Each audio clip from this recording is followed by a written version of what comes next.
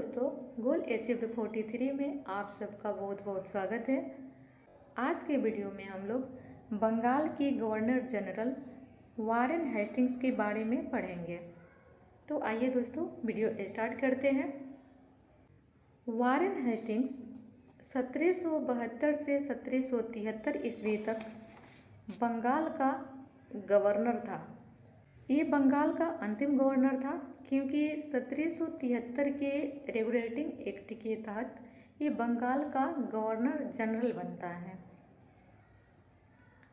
ठीक है दोस्तों, 1772 ईस्वी में जब ये बंगाल का गवर्नर था तो द्वैध शासन जो प्रणाली था उसको इसने समाप्त कर दिया।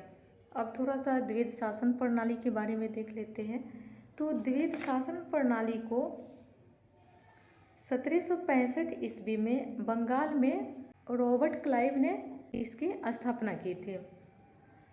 द्वैध शासन जो था वो दो शक्तियों में विभाजित था, निजामत और दीवानी। दीवानी का मतलब होता था राजस्व वसूली, जिसका अधिकार अंग्रेजों के पास था, और निजामत का मतलब होता है प्रशासन, जिसका अधिकार बंगाल के नवाब के पास था।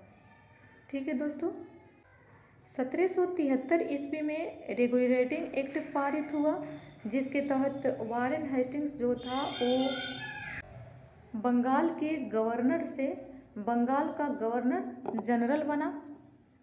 और इसी के तहत 1774 ईस्वी में कोलकाता में उच्चतम न्यायालय की स्थापना हुई। वारेन हेस्टिंग्स ने 1773 ईस्वी में एक इजारेदारी व्यवस्था लाया। ये व्यवस्था जो था वो एक भू राजस्व व्यवस्था था। इसमें जो है भूमि को ठेके पर दिया जाता था। ये पंचवर्षीय व्यवस्था था, मतलब कि भूमि को 5 वर्ष के लिए ठेके पर दिया जाता था। लेकिन 1776 ईस्वी में इस व्यवस्था को एक पंचवर्षीय व्यवस्था से 1 वर्षीय बंदोबस्त में बदल दिया गया। मतलब कि जो भूमि पहले 5 वर्ष के लिए ठेके पर दिया जाता था उसे अब 1 वर्ष के लिए ठेके पर दिया जाने लगा। 1773 ईस्वी में ही कोलकाता में इसने टकसाल की स्थापना की। टकसाल जो था ये क्या था, सिक्का डालने की व्यवस्था थी। वारेन हेस्टिंग्स ने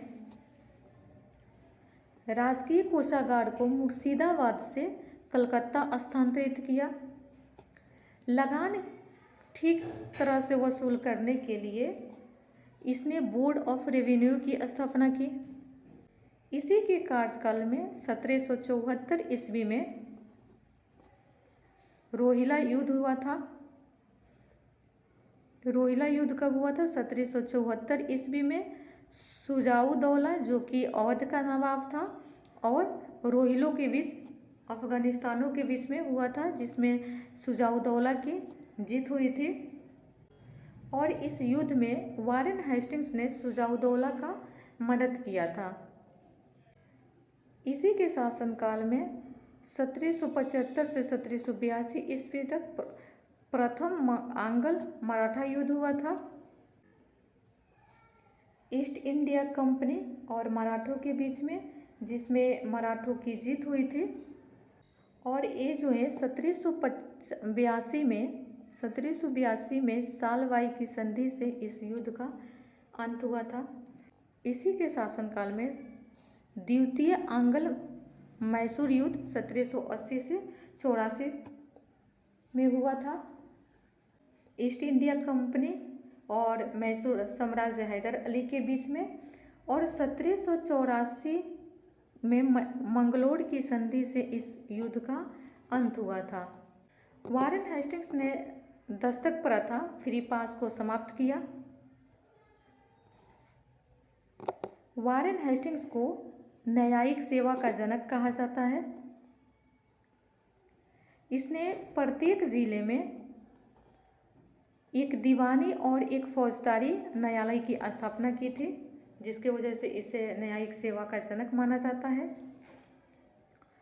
1784 ईस्वी में इसने सोसाइटी ऑफ बंगाल की स्थापना की थी। इसी के शासनकाल में 1775 ईस्वी में नंद कुमार को मृत्युदंड दिया गया था। नंद कुमार ने वारेन हेस्टिंग्स पर कोई आरोप लगाया था, जिसके वजह से इनको मृत्युदंड दिया गया। 1781 ईस्वी में इसने मदरसा की स्थापना किया कोलकाता में। मदरसा का स्थापना इसलिए किया गया था ताकि मुस्लिम कानूनों और रीति रिवाजों को समझा जा सके, उसका अध्ययन किया जा सके।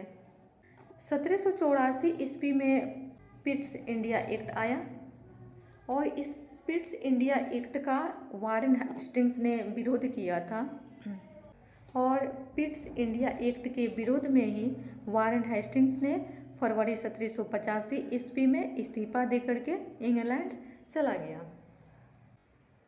1785 में जब वारेन हेस्टिंग्स इंग्लैंड लौटा तो वहाँ हाउस ऑफ लॉर्ड्स में उसके विरोध में जो है महाभियोग चलाया गया था और उस पे जो है 7 वर्षों तक महाभियोग चलाया गया था। तो ये क्वेश्चन एग्ज़ाम में पूछा जा सकता है कि किस गवर्नर जनरल पर महाभियोग चलाया गया था, तो वो वारेन हेस्टिंग्स था। और ये भी एक क्वेश्चन पूछ सकता है कि कौन ऐसा गवर्नर था जो कि आत्महत्या किया था, तो वो रॉबर्ट क्लाइव था। और जिस पर महाभियोग चलाया गया था वो जो है वारेन हेस्टिंग्स था। और इस पे जो है ये भी याद रखिएगा कि 7 वर्षों तक इस पे महाभियोग चलाया गया था। ठीक है दोस्तों, आज के वीडियो में बस इतना ही। फिर मिलते हैं कल नेक्स्ट वीडियो में नेक्स्ट गवर्नर जनरल के साथ में। Thank you.